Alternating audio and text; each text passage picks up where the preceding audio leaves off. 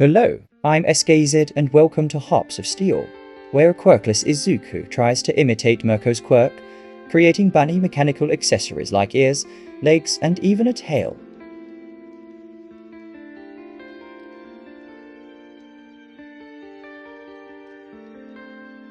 Japan 2189, Eldera Junior High.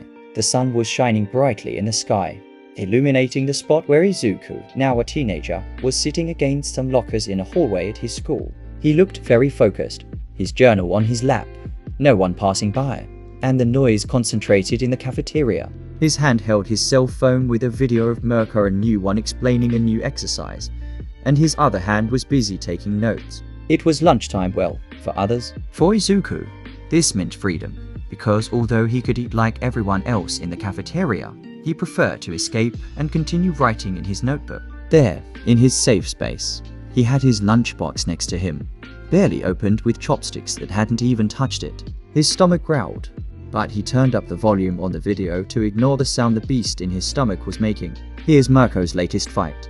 The video presenter announced with a big smile.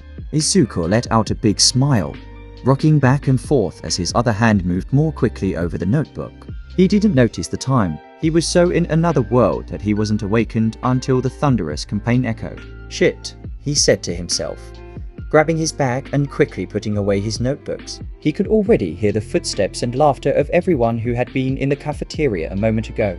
His gaze turned briefly to his lunch. Once again, he hadn't eaten lunch. He was so obsessed with being a hero that he had forgotten. He sighed and in a burst of speed, grabbed his lunch and began to eat it quickly as he fled from the voices. He had barely managed to finish half of his lunch when he reached the door of his classroom. He quickly covered his lunch and clumsily stuffed it into his backpack. He took a deep breath and let it out, then opened the door and went inside. Thank God there was no one inside. Everything was empty. Not even the teacher's belongings were there. He smiled when he saw this, then immediately jumped to the most hidden chair in the classroom, in the back corner.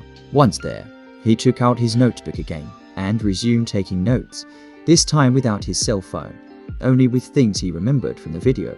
He stayed like that for several minutes, listening to the voices and footsteps that were getting closer, until a knock on the door echoed, pulling him out of the world he was immersed in.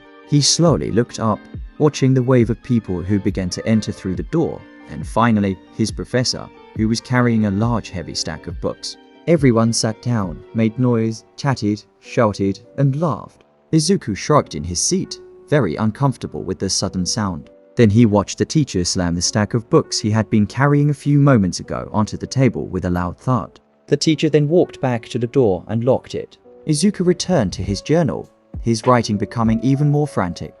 His world was once again Mirko, exercise, and his journal. His mind tried to capture every detail before it disappeared from his mind. However, he was interrupted by a dry cough from the teacher.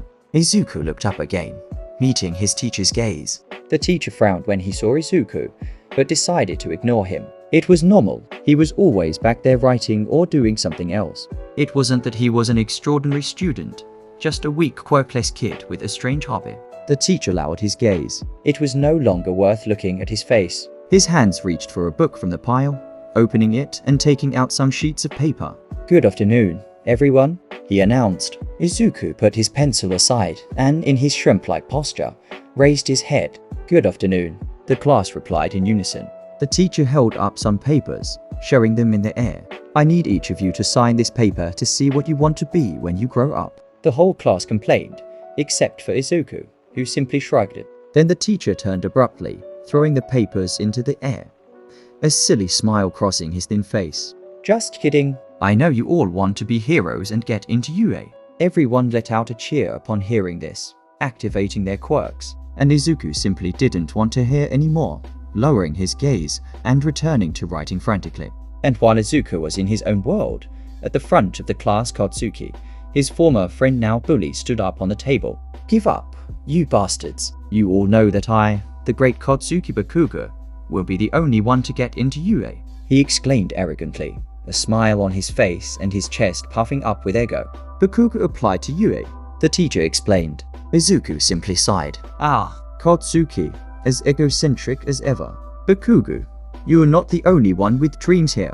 Someone behind him complained. Katsuki turned around and activated his explosion quirk. "Shut up, you bastard." And the boy who dared to confront him simply sat down as if nothing had happened. "Ow," the teacher interrupted, getting everyone's attention. An almost malicious smile crossed his face. "Hey, Midoriya also applied to you, eh?"